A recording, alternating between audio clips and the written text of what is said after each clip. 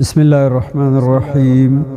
الحمد لله والصلاة والسلام على رسول الله وعلى آله وصحبه ومن والاه. خاغلو اوریدونکو تاسو سره په لوز ولاړ یو چې بیا د عقیدې د درس د بیان وخت راورسید او د همدغه مبارک کتاب چې اصول ثلاثه د امام محمد التمیمی رحمت الله تعالی علیه کتاب دی، د هغې نه استفاده کوو او امام رحمت الله تعالی علیه په خپل کتاب کې وایي چې رب العالمین خلق د خپل عبادت لپاره پیدا کړي دي چې د الله بندګي وکړي او د شرک نه ځان وساتي. الله فرمایي واعبدوا الله ولا تشركوا به شیئا، تاسو د الله بندګي وکړئ او هیڅ شی د الله سره شریک منیسئ. د الله شریک نشته، ملائکان الله ته محتاجه، انبیاء علیهم الصلاة والسلام په خپل حیات کې الله ته محتاجه،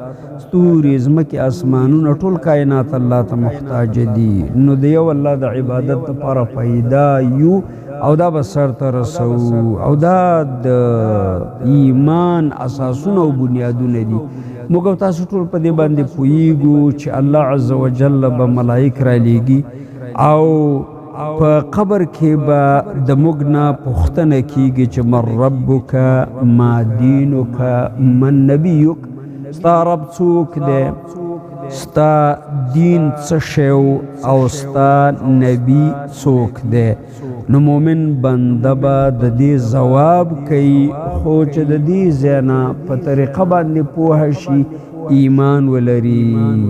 فرمای فاذا قیل لك ما الاصول الثلاثه التي يجب على الانسان معرفتها، چې تا ته ویلی شي چې اصول ثلاثه درې هغه بنیادی اساسي بنسټونه کوم دي چې هر انسان باندې د هغې پیژندل لازم دي، هر چاته په کار ده چې دا وپیژني. فقل جواب ورکه چې درې اصول اساسونه او بنیادونه د ایمان غدا دي. معرفت العبد ربه، چې بنده خپل رب وپیژني، دا یو. دوهم ودینه، خپل دین وپیژني، دا دوه.